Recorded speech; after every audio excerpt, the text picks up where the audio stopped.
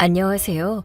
40대 초반의 여성이자 귀여운 아들, 딸을 둔 그냥 평범한 엄마이고 또 시도 때도 없이 티격태격 싸우는 남편의 아내입니다. 나름 평범하고 아늑하게 지금껏 잘 살아왔다고 감히 말할 수 있고, 그래서 여기에 굳이 사연을 쓸 일이 제 인생에는 결코 없을 거라 생각하며 그렇게 지내왔는데, 작년에 아주 너무나 쇼킹한 사건을 덜컥 겪게 되었습니다. 그 이야기를 조금도 숨기거나 함부로 과장하지 않고 오직 제 기억대로 솔직하게 써보겠습니다. 간호조무사로 병원에서 쭉 일해오다가 신랑과 막상 결혼을 하게 되면서 새롭게 공인중개사를 열심히 공부해 지금은 부동산 중개인이 되었어요. 남편 쪽 식구로는 시어머니와 시동생이 떡하니 있었는데 두 사람 모두 유독 저를 썩 마음에 들어하지 않았습니다. 왜냐하면 객관적으로도 남편이 저보다 더 잘나기도 했고 무엇보다 제 친정이 그리 잘 살지 못했거든요. 결혼 전 그래서 이별을 단호하게 결심하긴 했지만 신랑이 계속 저를 애타게 붙잡아주고 이 모든 난관을 자신이 꼭 극복하겠다고 그렇게 해줘서 저는 오직 그이만 믿었답니다. 물론 끝까지 탐탁치 않게 생각하긴 했지만 시어머니의 그 무겁던 허락이 결국엔 떨어져서 저희 둘은 비로소 부부의 연을 맺을 수 있었습니다. 그리고 딱 1년 뒤 시동생도 어디선가 제 짝을 만나 결혼을 하려는데 이번에도 역시나 반대가 정말 심했어요. 당신 아들이 비교도 안 되게 훨씬 아깝다면서 아주 모질게 말씀하시면서 그렇게나 완강하게 반대했답니다. 그런데 참 아이러니하게도 이번에도 결국 시동생은 결혼을 했답니다. 자식 이기는 부모가 정녕 없다는 말이 진짜 현실에 그대로 대입했을 때 맞는 말인 건지, 그렇게 저에게는 동서까지 새로운 식구가 또 생겼네요. 5년 동안 동서와 서로에게 의지하면서 지내는데 거의 자매처럼 가까워졌답니다. 또 저와 동서는 시모님만 조심하면서 지내자는 말을 버릇처럼 입에 달고 했는데 늘상 어떻게든 꼭 꼬투리를 잡혀서 혼이 나곤 했답니다. 시댁이 워낙 가까워서 시모님이 시도 때도 없이 부르면 거절하기가 참 어려웠습니다. 너희들은 바쁘지도 않은 것 같은 것들이 전화만 하면 그렇게 바쁘다고 하냐? 내 얼굴이 그렇게 보기 싫으냐? 아니에요, 어머님. 저랑 동서가 방금까지 일하고 있었잖아요. 퇴근하자마자 바로 온 겁니다. 맞아요, 어머님. 그런데 오늘은 또 무슨 일로 부르신 거예요? 너희들한테 넋두리라도 좀 시원하게 하려고 불렀다. 내 친구들은 하나같이 며느리들 덕분에 해외여행을 그렇게 다녀오기도 하고 이빨도 새로 싹 하기도 하고 좋은 차도 선물 받는다더라. 그런데 나는 이게 대체 뭐니? 어떻게 된 게 며느리가 떡하니 둘이나 있는데 쥐뿔도 없이 이렇게 청승맞게 사는 건지 한번 묻고 싶다. 시어머니는 이따금씩 다른 친구분들에게서 그런 자랑을 들을 때면 저희를 굳이 불러서 이렇게 매번 하소연을 하셨습니다. 어머님, 대신 저희가 용돈 드리잖아요. 저희 남편들이 주는 돈 말고 저희가 별도로 따로 챙겨드리잖아요. 매달 돈 걱정 크게 없이 생활을 나름 잘하고 계시잖아요. 야, 그 정도는 당연히 기본 아니니? 차를 사면 기본 옵션이 그냥 달려있는 것처럼 며느리를 들였으면 용돈은 당연히 기본 옵션으로 받는 거 아니야? 너희들은 시부모가 둘도 아니고 겨우 달랑 하나인데 어떻게 된 게 신경을 고작 그렇게 못 쓰니? 내가 이렇게 불러다 놓고 이런 걸 하나하나 가르쳐야 하는 것도 무진장 자존심 상한다. 어머님, 그런데 솔직히 저희 정도면 잘하는 편에 속해요. 아마 어머님 친구분들도 괜히 허세를 떨려고 며느리 돈으로 여행 다녀왔다고 하신 것일 수도 있어요? 뭐야? 그럼 내 친구들이 전부 거짓말쟁이라는 거냐? 그렇다는 건 절대 아니지만. 정말 쓸데없이 말이 많네. 그냥 시원하게 해외여행 보내주겠다고 돈이나 주면 그만일 것을. 하지만 저와 동서는 이미 충분히 잘 해드리고 있었고 또 저희 둘 다 아직 어린아이들을 키우는 입장이잖아요. 돈 들어갈 때가 한두 군데가 아니었어요. 그래서 죄송하지만 해외여행은 다음에 보내드리겠다고 겨우 말씀드렸습니다. 개나 소나 다 새끼 낳아서 기르는데 무슨 그렇게 대단한 일을 하는 것처럼 말하냐? 그냥 돈이나 얼른 주면 될 거 아니야. 어머님, 저희를 이렇게 자주 불러서 자꾸만 이런 식으로 억지를 부리시면 저희가 어떻게 대처해야 할지 정말 모르겠어요. 어머님, 사람은 누구나 형편에 맞게 살아야죠. 제 남편은 코로나 때부터 지금까지 계속 사업이 힘들어서 골골대고 있고, 서방님은 얼마 전에 회사에서 권고사직 당하고 중소기업 다니잖아요. 저랑 동서도 뼈 빠지게 일하면서 애도 키우고 가사일도 최선을 다하고 있다고요. 제가 참다 못해 현실을 하나하나 짚어드렸더니 바로 시모 입에서 듣도 보도 못한 쌍욕이 튀어나왔습니다.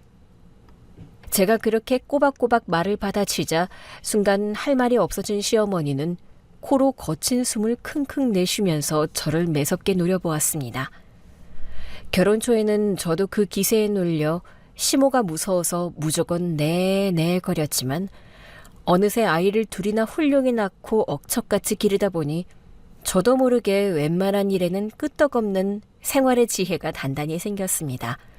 그런데 그렇다고 시모가 경제적으로 돈이 없느냐? 그건 또 그렇지 않습니다. 번듯한 3층짜리 주택을 하나 떡하니 소유하고 계셨는데 1층은 시어머니가 홀로, 2층은 저희 가족들이, 그리고 3층은 시동생 식구들이 옹기종기 모여 살고 있었어요. 분가에서 이사를 가고 싶어도 돈이 도무지 모이지 않아 어쩔 수 없이 계속 그 답답한 집에서 지냈죠. 시댁이 그저 가깝다는 말이 어느 정도인지 다들 짐작되시죠? 1층에서 큰 소리로 부르면 2층에 있던 저와 3층의 동서는 하던 일을 멈추고 억지로라도 불이 나게 나가봐야 했답니다. 그런 숨막히는 결혼 생활을 이렇게 5년 이상이나 이악 물고 잘 버텨왔네요.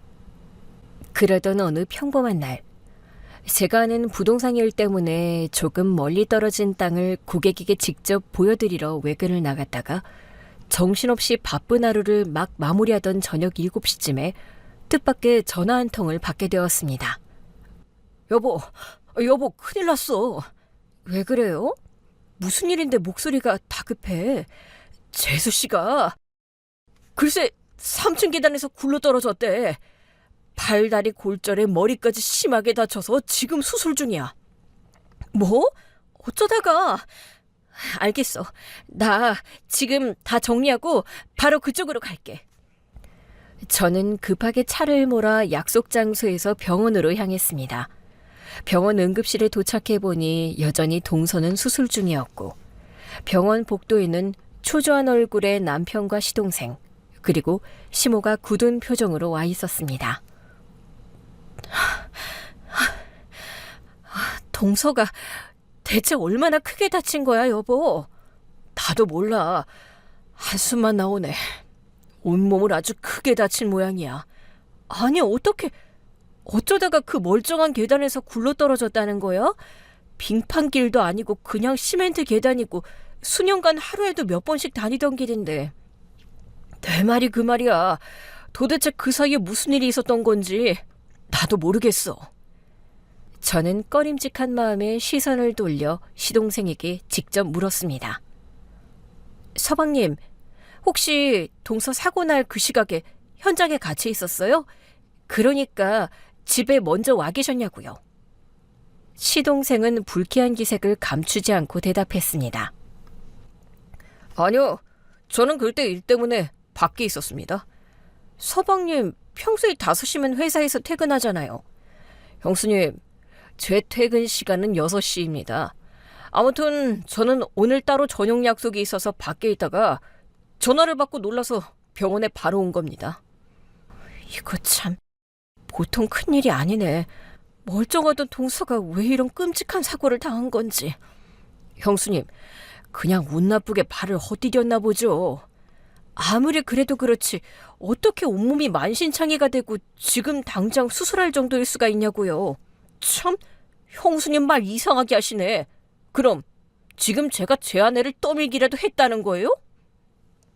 시어머니가 버럭 소리를 질렀습니다. 야, 너 지금 선을 넘어도 한참을 넘는 거야. 어디서 감히 하늘 같은 내 아들을 의심해? 아니, 어머님, 의심이 아니라 사람이 저렇게 크게 다쳤으니까 하는 말이죠. 하여튼 너는 예나 지금이나 그 싸가지가 더럽기 없어. 그 방정 맞은 주둥아리를 어떻게 하면 다칠 것이냐? 보다 못한 남편이 큰 소리로 중재했습니다. 다들 그만하세요. 지금 재수 씨가 저 안에서 사경을 헤매며 심각한 상태예요. 우리 모두 무사히 수술을 받고 나오길 한마음으로 기다려야 한다고요.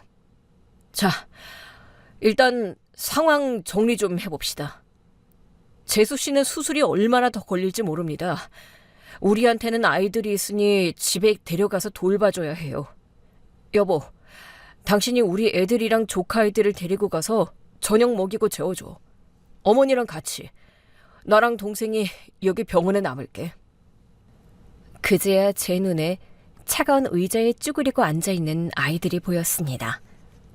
아, 알았어. 애들이 얼마나 많이 놀랐겠어. 어서 내가 데려갈게. 어머니도 같이 가서 좀 도와주세요. 애들이 여럿이잖아요. 시모는 제 말을 딱 잘라 거절했습니다. 싫다. 내가 평소에도 너희 집 애들 보는 것도 싫어서 딱 거절했는데 오늘이라고 뭐가 다를 거라 생각하냐? 난 지금 내 며느리가 젖골이 나서 충격받은 상태라 뜨끈한 사우나 가서 땀이나 좀 빼야겠다. 네? 어머니, 지금 재수 씨가 저렇게 크게 다쳤어요. 수술 중이라고요. 누가 그걸 몰라서 묻냐? 그리고 작은 애가 저기서 아주 죽기라도 한대. 몰라. 난 내 몸이 먼저니까 사우나에 가서 지지고 잘 거야. 시어머니는 그토록 철없고 이기적인 말을 아무렇지도 않게 남발하더니 혼자 유유히 병원에서 떠나버렸습니다. 그래서 저는 어쩔 수 없이 저희 애들과 동서의 애들을 전부 데리고 집으로 돌아갔어요. 아이들 저녁을 먹이고 씻기고 겨우 잠을 재웠죠. 그리고서 걱정되는 마음에 남편에게 다시 전화를 걸었습니다. 여보, 지금 병원 상황은 좀 어때? 아직도 수술 중이야. 누구 하나 안 나와서 정확한 상황을 파악하지 못했어. 우리 불쌍한 동서 어떡하면 좋지? 꼭 무사해야 할 텐데. 괜찮을 거야. 너무 걱정 마. 여보, 애들은 좀 어때? 놀라긴 했지만 그래도 지금은 괜찮아진 것 같아. 그런데 왜 애들을 그 복잡한 병원에 데려간 거야? 누가 데려갔어? 내가 퇴근하면서 연락을 받고 급한 마음에 어머니한테 대신 부탁했지. 어린이집이랑 유치원 들러서 애들을 싹 픽업해달라고. 난 어머니가 당연히 집으로 애들을 데려갈 줄 알았는데 병원으로 전부 데리고 오셨더라. 그런 거야? 어머님도 참, 왜 그 어린애들까지 병원에 데리고 온 건지 모르겠네. 어머니도 갑작스러운 일에 많이 놀라셨겠지. 그래서 걱정되는 마음에 병원으로 바로 데려오신 걸 거야. 그래, 뭐 이해해. 나 어머님 흉보는 건 아니야? 알았어. 여기 병원은 나랑 동생이 있으니까 너무 염려하지 말고 당신도 어서 좀 쉬어. 수술 끝나거나 다른 무슨 일이 있으면 바로 연락할게. 알았어. 수술 끝나면 꼭 연락해줘. 저도 지친 몸을 뉘어 잠을 좀 잘까 했는데 동서 걱정이 한가득 앞서서 불안한 마음에 조금도 잠이 오지 않았습니다. 새벽 3시쯤에 동서가 수술을 받고 중환자실에 들어갔다는 연락을 받았는데 아직은 의식이 없다고 하더군요.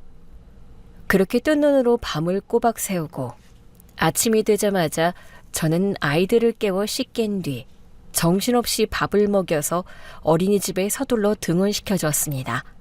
그리고 저는 제 일터인 부동산 사무실로 겨우 출근해서 굳은 표정으로 바로 남편에게 전화를 걸었어요. 당신 아직 병원이야? 아니, 나도 일을 해야 하니 1시간 전에 잠깐 사무실 나왔어. 동생이 자기가 혼자 있겠다고 고집을 부려서 일단 나왔어. 이따 저녁에 다시 가보려고. 수술은 잘 끝났지? 우리 동서 무사한 거 맞지? 의사 선생님이 어떻게 말했어? 수술은 잘 끝났는데 상태가 너무 심각해. 설령 몸을 회복한다고 해도 후유증이 남을 거래. 걱정이네. 왜 그런 사고를 당했어? 나도 답답해.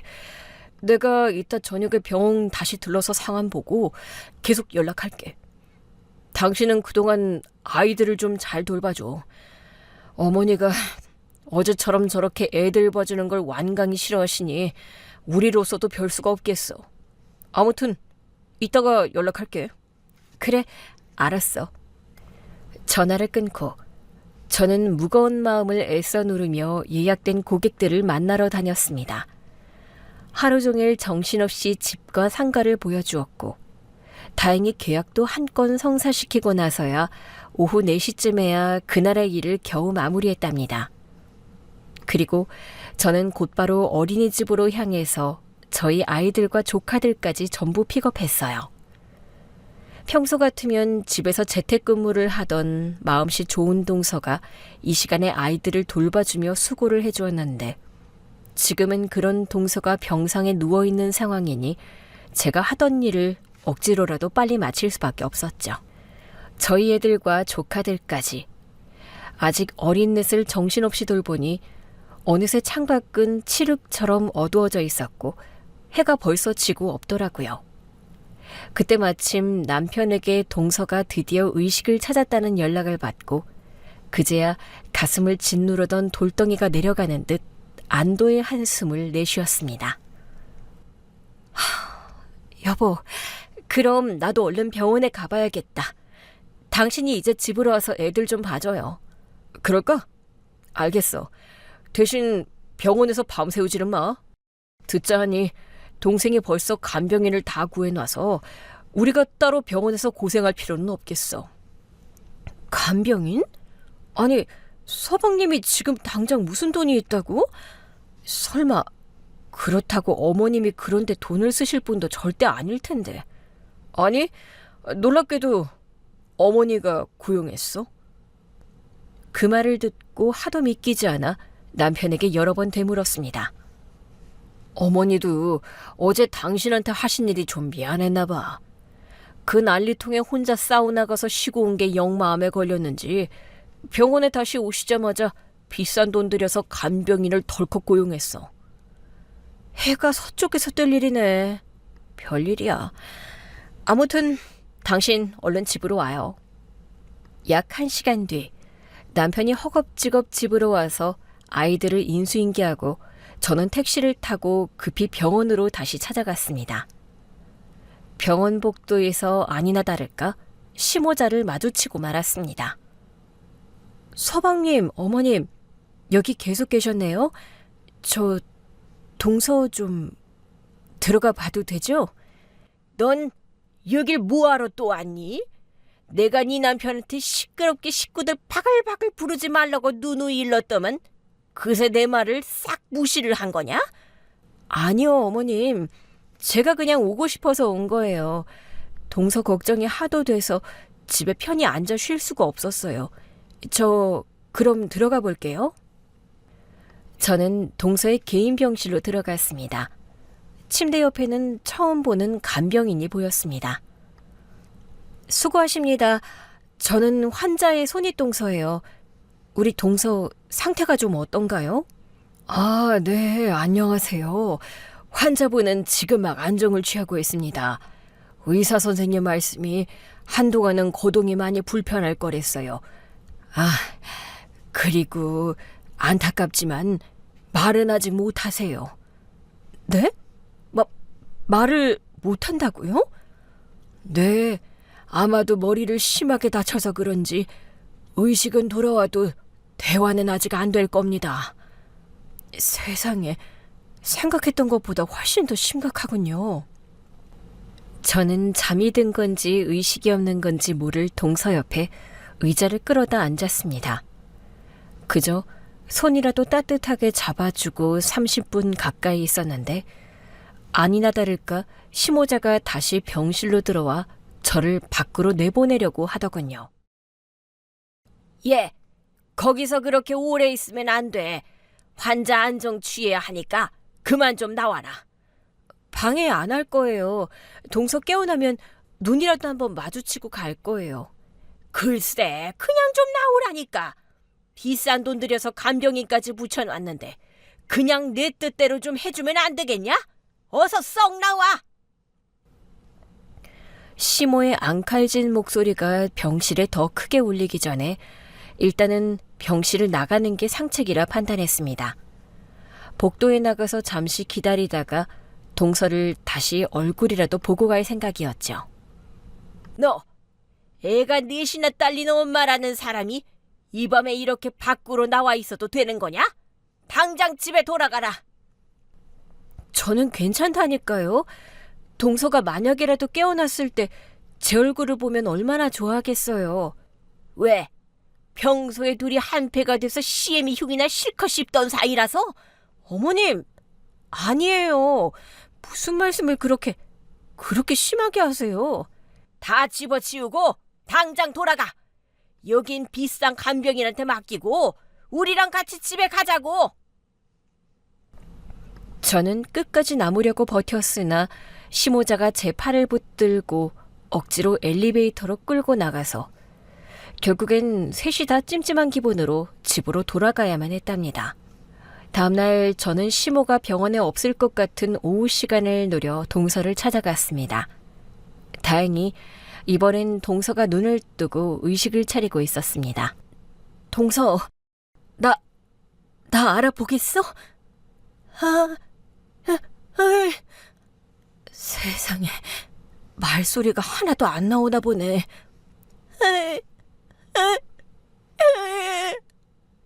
동서, 괜찮아. 억지로 힘쓰지 마.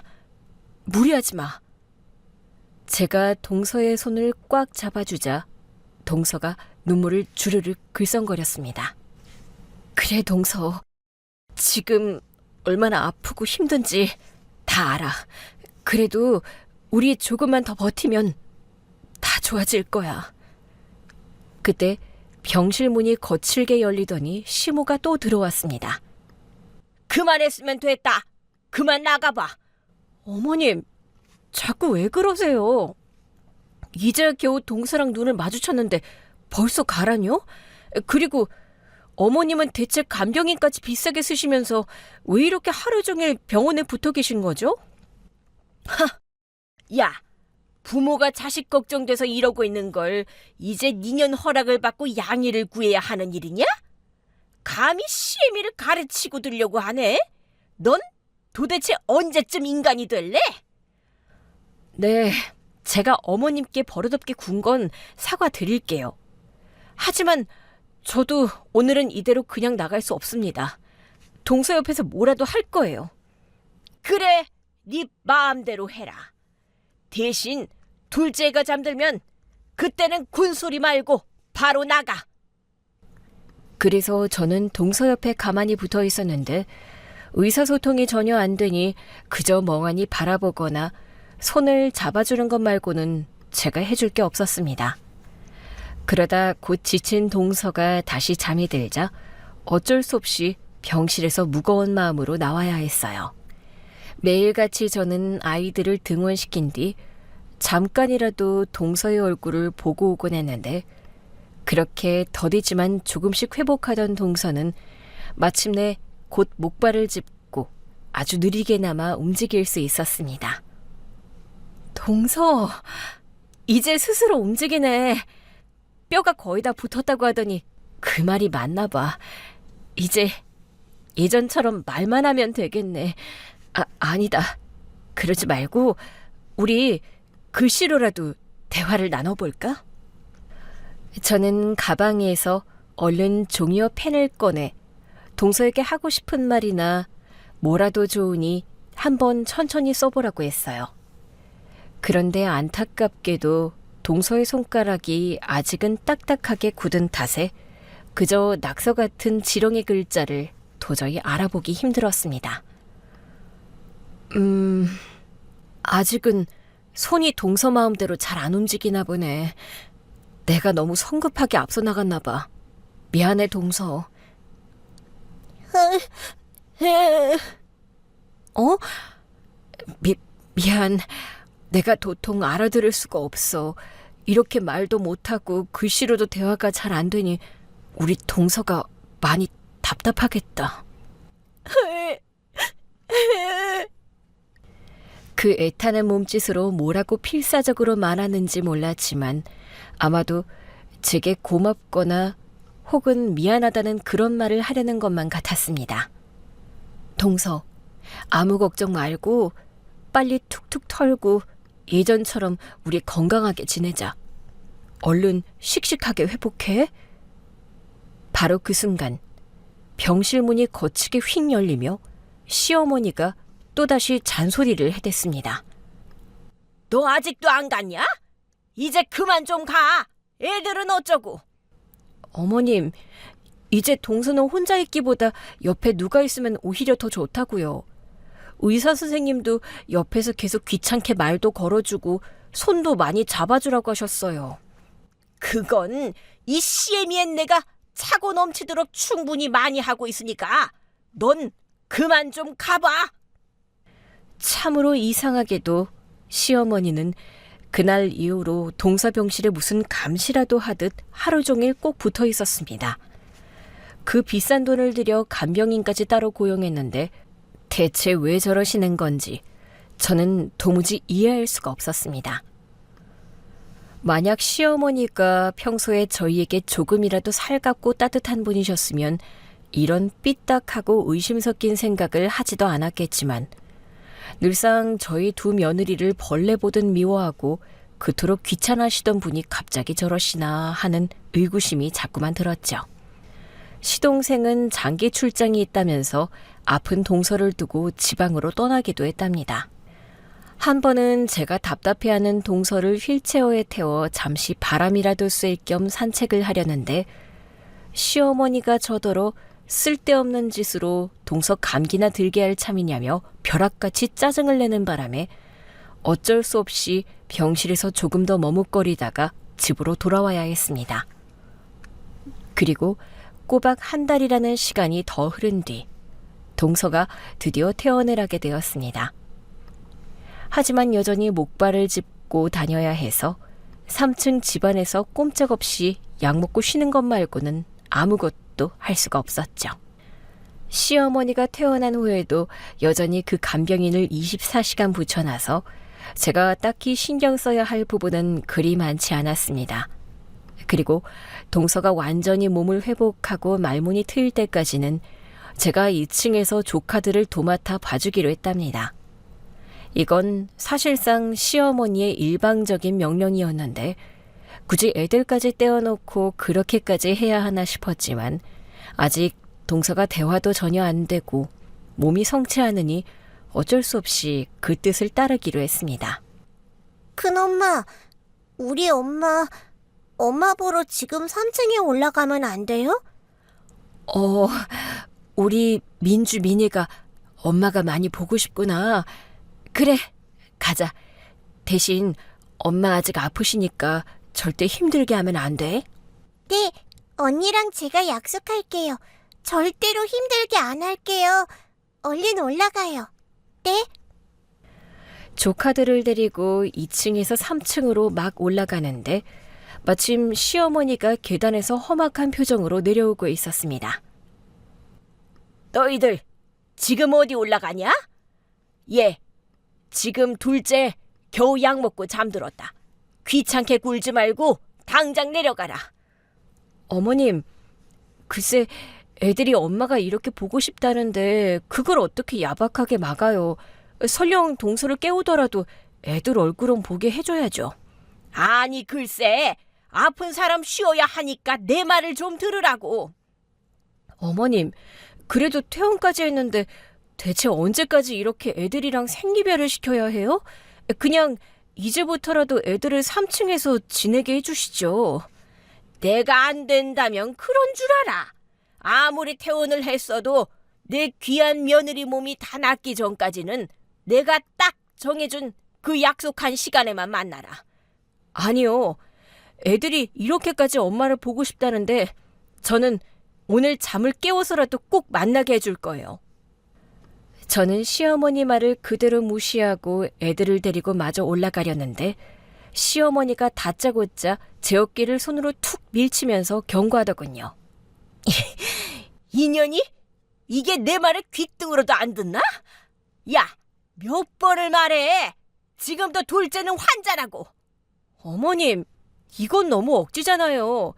애들을 당분간 2층에 따로 지내게 하는 거에 제가 동의는 했지만 이렇게 애같하게 보고 싶을 때조차 애들과 엄마를 못 보게 막아서는 건 사람이 할 짓이 못 돼요. 이것 봐라. 내가 우냐우냐 좀 해주니까 이제 아주 끝까지 기어오르려고 하네. 어머님이 언제 저한테 오냐오냐 하셨어요? 늘상 저한테 짜증내고 미워하고 막말만 퍼부으셨잖아요. 이게 지금 애들 앞에서 못하는 소리가 없네? 저는 순간 울먹이는 아이들을 돌아보고 잘못했다고 황급히 사과드렸습니다. 죄송합니다, 어머님. 그래도 지금은 애들을... 내가 잠들었다고 했으니까 나중에 다시 와라. 앞으로 둘째를 보려면 무조건 나한테 먼저 허락부터 맡으라고. 시어머니가 끝까지 계단 앞을 떡하니 가로막고 버티고 있어서 결국엔 제가 또 져주기로 하고 울먹이는 아이들을 달래며 다시 2층 집으로 돌아갔습니다. 조카들은 엄청나게 실망을 했죠. 그렇게 시어머니의 허락을 받아 하루에 딱 한 번, 겨우 1~2시간 정도 동서를 만나고 돌아오곤 했는데 제 눈에는 동서의 몸 상태가 꽤나 호전이 된 것으로 보였습니다. 목발을 짚고도 제법 안정적으로 걷는 것 같았죠. 그래서 저는 이제 그만 애처로운 조카 애들을 3층 엄마 품으로 돌려보내려고 굳은 표정의 동서에게 조심스럽게 말을 건넸습니다. 동서, 이제 뼈는 얼추 다 붙은 거지. 아직 걷는 게 조금 불편해 보이긴 해도 이젠 애들 데리고 와서 같이 지낼 수 있지? 그러자 동서가 고개를 가로젓더군요. 왜? 안 돼? 아직도 몸이 많이 아파? 그러자 동서가 이번에는 고개를 끄덕였습니다. 아이고, 속상하네. 동서도 자기가 낳은 그 예쁜 자식들과 이렇게 기약 없이 떨어져 지내는 게 내가 옆에서 보기에도 너무 안쓰럽다. 어? 동서도 지금 나처럼 속상하다고? 그래, 당연히 속상하겠지. 오죽하겠어? 그래도 몸이 아픈 자네가 아직은 불편하다는데 내가 어쩌겠어. 알았어. 애들은 걱정 말고 내가 계속 잘 돌보고 있을게. 결국엔 그렇게 시어머니에 이어서 정작 엄마인 동서까지도 조카들을 3층 집에 들이기를 원하지 않는 기색을 보이니 어쩔 수 없이 저희 집 2층에서 조카들을 계속 돌보았어요.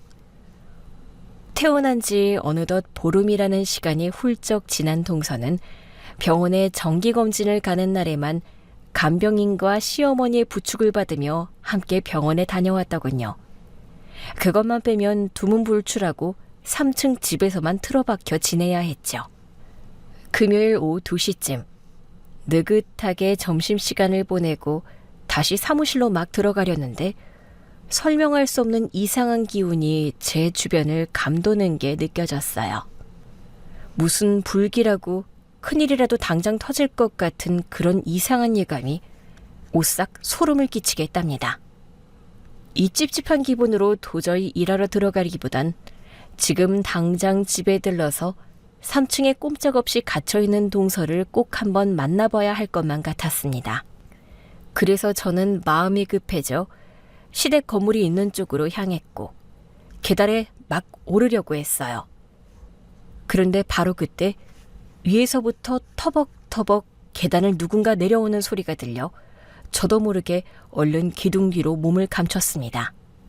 가만히 보니 시모와 그 간병인이 동시에 1층으로 함께 내려오더라고요. 둘이서 무슨 대화를 그리 심각하게 나누는지 표정이 아주 어두워 보였습니다. 어쨌든 저는 그 두 사람이 밖으로 나가는 것을 확인하고 3층으로 소리나지 않게 까치발을 들고 살금살금 올라가 현관문을 가볍게 노크했습니다. 그리고 목소리를 한껏 낮춰 동서를 불렀어요. 동서, 안에 있지? 나야, 나. 형님이야. 잠깐 문 좀 열어줘. 혹시 별일 없는지 그냥 걱정이 돼서 와봤어. 이윽고 한참 뒤에 현관문이 아주 살짝 틈만 보일 정도로 열렸습니다. 동서, 괜찮은 거지? 별일 없고? 아니, 그냥 갑자기 이상한 느낌이 들어서 걱정돼서 와봤어. 혹시 쉬는데 내가 방해한 거면 이만 가볼게. 바로 그 순간 도저히 제 눈과 귀로도 믿지 못할 일이 벌어졌습니다. 형님, 지금 혼자 오신 거죠? 밖에 어머님은 없죠? 형님, 저 좀 제발 도와주세요. 동서, 지금 말을 한 거야? 쉿, 형님, 목소리 낮추세요. 얼른 안으로 들어오세요. 자세한 건 안에서. 저는 너무 놀라 입을 틀어막고 그대로 동서의 집안으로 황급히 들어갔습니다. 동서, 이게 다 어떻게 된 일이야? 그동안 안 나오던 말소리가 나왔어? 언제부터 이랬던 거야? 형님, 미안해요. 사실 말은 진작부터 나왔는데 어머님이 무서워서 일부러 소리를 안 낸 거예요. 그게 다 무슨 말이야? 내가 알아들을 수 있게끔 처음부터 차근차근 설명을 좀 해줘. 그러자 동서가 깊은 한숨을 내쉬며 그동안 숨겨왔던 끔찍한 비밀을 드디어 폭로했습니다. 형님, 있잖아요. 저요. 그날 계단에서 굴러떨어져서 이렇게 다친 거 제 실수가 아니에요. 실은 그날 저를 뒤에서 세게 밀쳐서 떨어뜨린 사람이 따로 있어요. 뭐라고? 도대체 누가 감히 그런 끔찍한 짓을 했다는 거야? 어느 미친 인간이 그런 짓을 해? 그게요. 어머님이요. 뭐라고? 누구? 어머님이? 동서, 지금 제정신으로 하는 말 맞지? 아직 머리를 다쳐서 혹시 헛소리하는 거 아니지? 아무리 시어머니가 평소에 저희를 지독하게 미워했다지만 며느리를 계단에서 밀어버리는 그런 무서운 짓을 벌일 사람은 절대 아니었어요. 하지만 이어서 동서가 털어놓은 비밀은 더욱 끔찍했습니다. 형님, 사실 그 애가 바람이 났어요. 벌써 작년부터 시작됐는데 저는 석 달 전쯤에야 그 더러운 사실을 알게 됐어요. 아무튼 그 인간이 바람나는 걸 알고 나서 엄청나게 싸웠어요. 당장 그 여자랑 정리하라고 일렀죠. 저는 아직 애들이 너무 어리니까 이혼은 어떻게든 참고 싶었어요. 근데 그게 참 돌이켜보면 한심하고 바보 같은 생각이었어요. 바람? 서방님이 바람을 피웠다고? 네. 그런데 저한테 그 현장을 들킨 이후로는 아주 적반하장으로 계속해서 저한테 이혼하자고 닥달했어요. 집에만 오면 이혼 서류부터 펴고 당장 도장을 찍으라고 매일같이 강요했죠. 하지만 저는 너무 억울하기도 했고 그 인간이 그 상간녀랑 새롭게 시작하는 꼴을 두 눈 뜨고 보고 싶지 않았어요. 그러니까 그 인간이 글쎄 집에 그 상간녀를 버젓이 데리고 왔어요. 다행히 애들이 없을 때 오긴 했지만 그게 사람으로서 할 짓인가요? 저는 너무 화가 나서 그날 남편을 개피듯이 패고 그 상간녀랑 머리채를 잡고 한바탕 싸웠어요. 그런데 바로 그 사이 시어머니가 3층으로 올라와서는 그 상간녀랑 한패가 돼서 같이 저를 집 밖으로 질질 끌고 나가더라고요. 그리고 이 집 계단 앞에서 저를 밀어버렸어요. 고의적으로요. 그게 다 사실이야? 어떻게 사람이 그런 무서운 짓을... 형님, 그때는 말소리도 안 나오고 손으로 글씨 쓰는 것조차 불가능해서 저는 아무것도 못한 채로 그냥 바보처럼 지냈어요. 그러다 며칠 전에 목소리가 조금씩 다시 나온다는 걸 알았는데, 목소리가 나왔으면 그때라도 당장 나를 부르지 그랬어. 근데 만약이라도 우리 애들까지 다칠까봐, 그리고 이 사실을 아는 형님까지 다칠까봐 차마 말을 하지 못했어요. 어머님은 저를 또다시 이번에는 아주 확실하게 계단에서 밀어버릴 계획을 세웠어요. 지금 저 간병인이 사실 어머님이 잘 아는 지인이에요. 예전에 빚을 지고 돈을 못 갚은 사람 같은데 저를 이 계단에서 다시 한번 같이 밀어버리는 걸로 그 빚을 전부 퉁치기로 한 모양이더라고요. 그러니까 잠깐만. 동서를 계단에서 밀어버린 뒤에 수술을 하고 간신히 나오자 이제는 아예 간병인이랑 짜고 다시 계단에서 밀어버릴 계획이었다는 거야? 네, 저는 말은 못했어도 귀는 멀쩡해서 다 들을 수는 있거든요. 두 사람이 제 앞에서 속삭이는 말을 똑똑히 들었는데 지금 당장은 말고 완벽한 때를 기다리자고 했어요.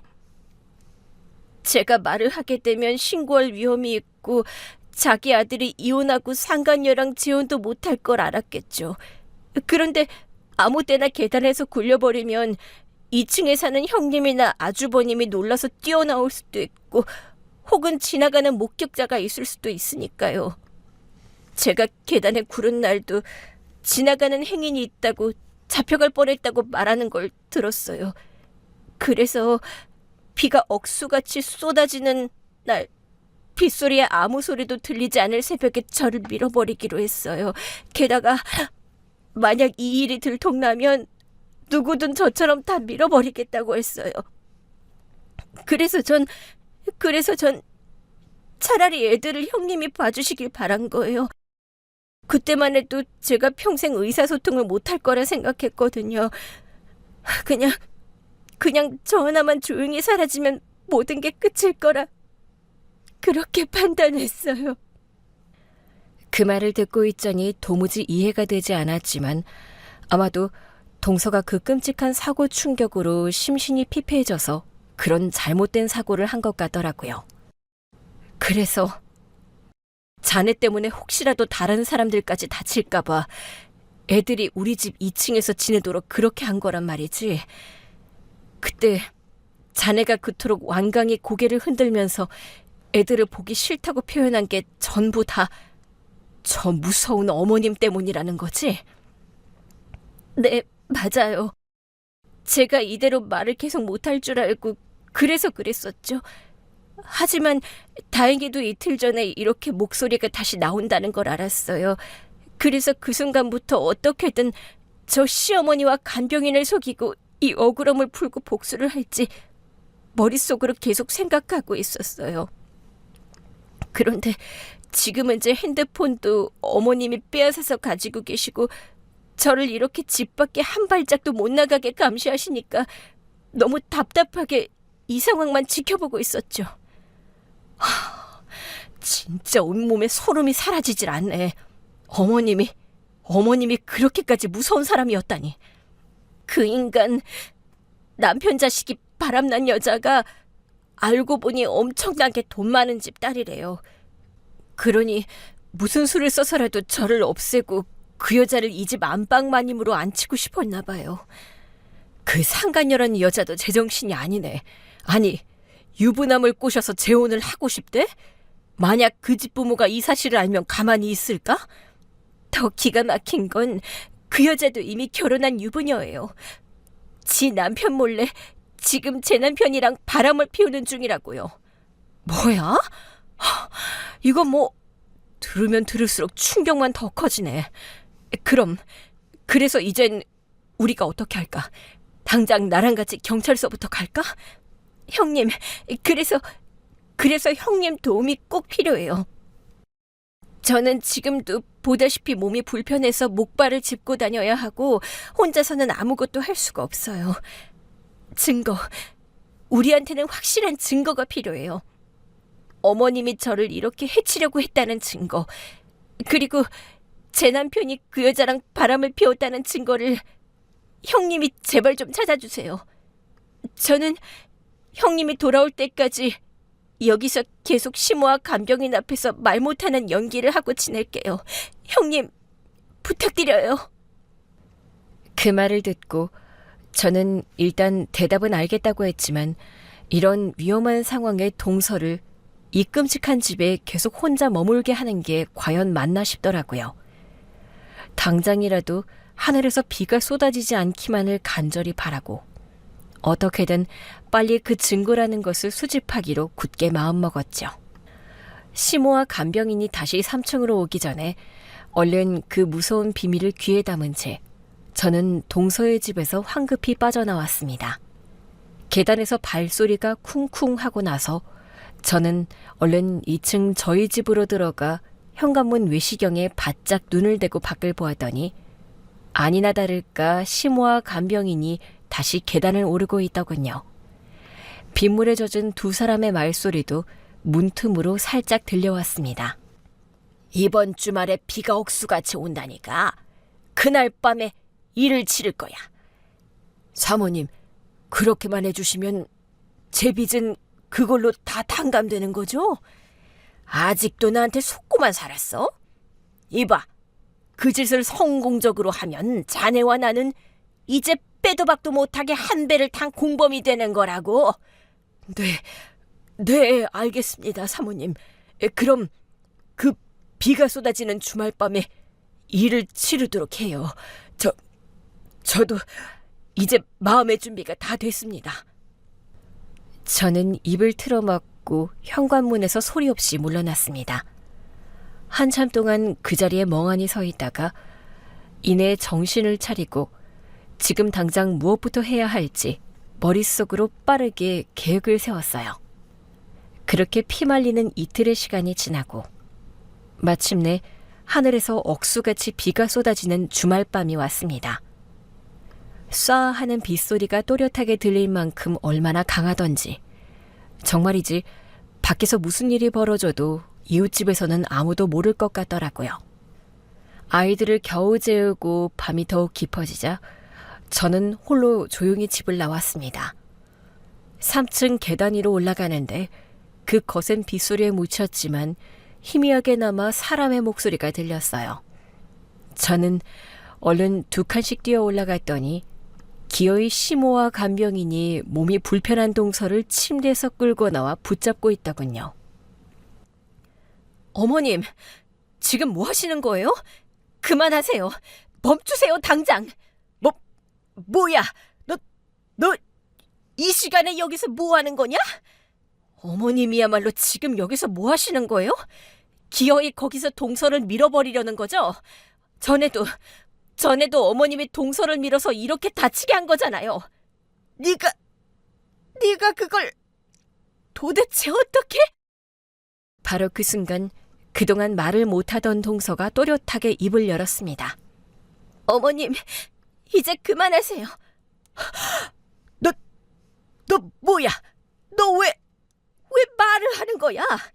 말이 나오니까 하는 거죠. 어머님, 이제 다 끝났어요. 에이씨, 몰라. 일단 이것부터 빨리 밀어버리고 저기 서 있는 저 기집애도 같이 밀어버리면 그만이야. 어서 일을 시작하자고. 사모님, 아무래도 이제 멈추는 게. 야, 너 내 빚 갚을 능력이나 돼? 너 당장 사기죄로 콩밥 처먹게 해줄까? 당장 시키는 대로 저것부터 집어 던지자고. 사모님, 저기 또 누가 올라와요. 경찰이에요. 이 여편 내가 지금 헛것을 봤나? 이 빗속에 경찰이 어디에 있다고 그래? 간병인이 잘못 본 줄 아는 것 같았는데 우비를 입은 경찰들이 진짜로 계단을 급하게 올라오고 있었습니다. 제가 시모와 시동생의 그 더러운 속내와 저희를 알아보려고 곧바로 심부름센터에 의뢰를 해서 그들의 뒤를 밟아 증거를 만들었어요. 동서 남편의 외도 증거는 매우 쉽게 얻었고 시모자가 동서를 계단에서 밀어버렸다는 끔찍한 대화를 나누는 녹취까지 심부름센터에서 완벽하게 남겨주었답니다.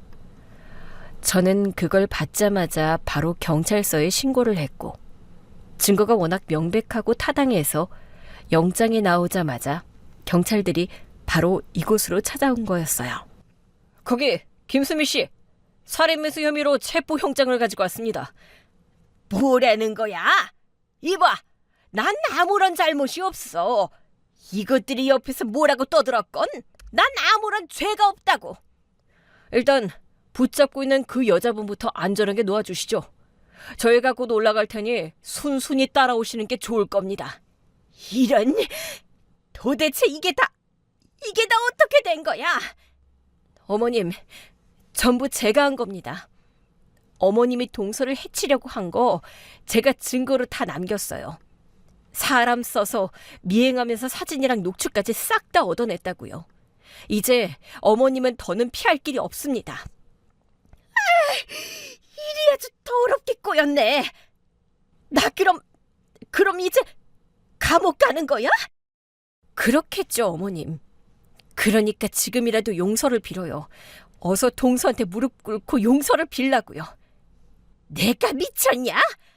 나 죽어도 감옥은 절대 못 가. 어이, 거기 여편네. 내 둘째 며느리를 저 짭사들한테 그대로 집어 던지고 저것들까지 싹 다 계단에서 굴려버리자고. 이판사판이야. 얼른 힘줘. 사모님, 안 되겠어요. 저는 아직 아무 짓도 안 했으니 자수하면 정상 참작이 될 거예요. 저는 못합니다. 야, 네가 지금 내 빚을 못 갚으면 내가 너를 당장 고소할 거라고 했지. 당장 내가 시키는 대로 해. 어서. 못합니다. 저는 이제 못해요. 그러자 시모는 이성을 잃고 간병인의 팔을 거칠게 붙잡더니 악을 쓰며 말했어요. 그래, 좋아. 오늘 여기서 나만 살아남고 나머지는 싹 다 저 세상 가는 걸로 끝내자. 내 귀한 둘째 아들이라도 그 돈 많은 여자랑 새로운 인생 살게 해주려면 이 씨애미가 그렇게라도 해야겠네. 이거 놓으세요, 사모님. 이러시면 정말 곤란합니다. 두 사람이 좁은 계단에서 거칠게 실랑이를 하다가 그만 간병인이 시모를 계단 밑으로 세게 밀어버렸습니다. 우당탕탕 끔찍한 소리를 내며 아래로 굴러떨어진 시모는 그대로 의식을 잃고 바닥에 쓰러졌어요. 형사들은 그 모습을 보고 바로 119를 불렀고 쓰러진 시모에게 급히 심폐소생술을 했습니다. 저는 그 틈에 얼른 위로 뛰어올라가 동서가 무사한지 물었어요. 동서, 괜찮은 거야? 어디 또 다친 데는 없지? 형님, 네, 저는 다행히 괜찮아요. 그런데 어머님은 어떻게 되신 거죠? 나도 모르겠어. 일단 저렇게 급하게 병원에 가보면 알게 되겠지. 곧 요란한 소리와 함께 119가 도착해 의식 없는 시모를 싣고 황급히 병원으로 떠났고 간병인은 그 자리에 얼어붙은 채로 수갑을 차고 형사들에게 꼼짝없이 끌려갔습니다. 저는 아직 목발을 짚은 동서를 힘겹게 부축하며 저희도 진술을 위해 형사들의 뒤를 따라가기로 했습니다. 그리고 이 끔찍한 소란에 놀란 제 남편이 2층에서 뛰쳐나왔는데 제가 이 모든 자초지종은 나중에 다 알릴 테니 지금은 일단 어머니가 실려간 병원에 먼저 가보라고 일러주었습니다. 그러자 제 말을 들은 동서가 다급하게 말하더군요. 형님, 그럼 우리 애들끼리만 저 집에 있어야 하잖아요. 아, 괜찮아. 우리 친정엄마가 곧 이리로 오실 거야. 혹시 모를 이런 만일의 사태를 위해서 내가 미리 다 부탁해놨어. 여보, 이게 다 도대체 무슨 일이야? 어머니가 그렇게 심하게 다치신 거야? 왜 구급차를 타고 가신 거냐고? 지금은 나한테 아무것도 묻지 말고 일단 병원부터 빨리 가요. 우리는 당장 경찰서에 가야 하니까. 그러고는 저희가 내려가기 무섭게 집 1층 현관에서 때마쳐 도착하신 친정엄마를 만났어요. 다행히 애들을 안심하고 맡기고 저희는 곧장 경찰서까지 향할 수 있었습니다. 경찰서에 도착했더니 그 파렴치한 시동생과 상간녀가 이미 저희보다 먼저 경찰서에 잡혀와 있더군요. 상간녀는 시모와 동서를 계단에 밀어버린 것에 대한 조사를 받았고, 시동생은 비록 계단에서 아내를 직접 밀친 사람은 아니었지만 그래도 이 모든 범죄를 곁에서 방관하고 방조했으니 조사를 받고 있었답니다. 동서와 제가 그동안 겪었던 모든 일들에 대해 진술을 다 하고 나서 지친 몸으로 경찰서에서 막 나오니 병원에 갔던 남편에게서 시모가 결국 세상을 떠났다는 연락을 받았습니다. 남편이 완전히 넋이 나간 놀란 목소리로 전화기 너머로 소식을 전했답니다. 여보, 어머니가 방금 돌아가셨어. 당신 대체 밖에서 무슨 일을 저지른 거야? 돌아가셨다고? 어머님이 남을 해치려다가 결국 그렇게 되신 거야. 당신도 이 모든 진실을 알아야 하니 우리가 지금 바로 그리로 갈게. 저는 다시 동서를 힘겹게 부축해서 병원 영안실로 향했고, 그곳에 도착해서야 망연자실에 있는 남편에게 하나부터 열까지 그동안 벌어진 이 모든 끔찍한 일들을 모두 다 알려주었습니다. 감당할 수 없는 충격에 휩싸인 남편은 한동안 그 자리에 얼어붙어 아무런 말도 하지 못했어요. 결국 시모의 장례는 그 모든 사실을 알게 된 남편이 혼자서 상주가 되어 묵묵히 치렀어요. 피해자인 저나 동서나 도저히 이런 기막힌 상황에서 그 빈소에 앉아 장례를 치르고 가식적으로 명복을 빌어드릴 수가 있겠어요? 저희는 그냥 집에서 아무 일 없다는 듯이 아이들을 돌보며 사흘의 시간을 보냈답니다. 여보, 어머니 보내드렸어. 고생 많았네. 혼자서 힘들었겠네. 그럼 이제 우리 사이는 조금도 달라질 거 없어. 어머니가 용서받지 못할 큰 잘못을 저지른 것이고 그 끔찍한 사고도 결국 본인 때문에 난 거잖아. 돌아가신 분한테 이런 말까지 하긴 못하지만 스스로 죄에 대한 벌을 받으신 거야. 여보, 그러니 우리 부부 사이는 이 일로 아무런 문제가 없다는 걸 알아줬으면 좋겠어. 그래?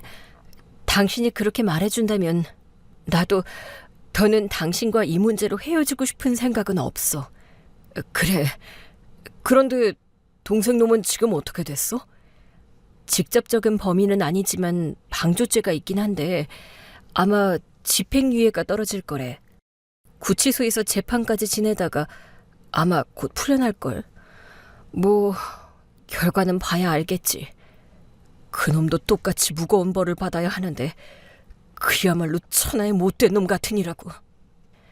그이는 이 모든 끔찍한 일이 이렇게 끝났어도 저와 동서를 단 한순간도 원망하지 않았습니다.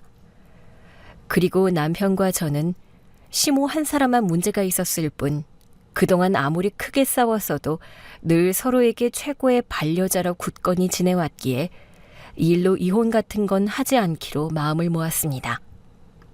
곧 시동생과 그 상간녀의 재판이 열렸는데 상간녀는 결국 징역형을 받고 감옥에 갔고 시동생은 예상대로 집행유예로 풀려났답니다.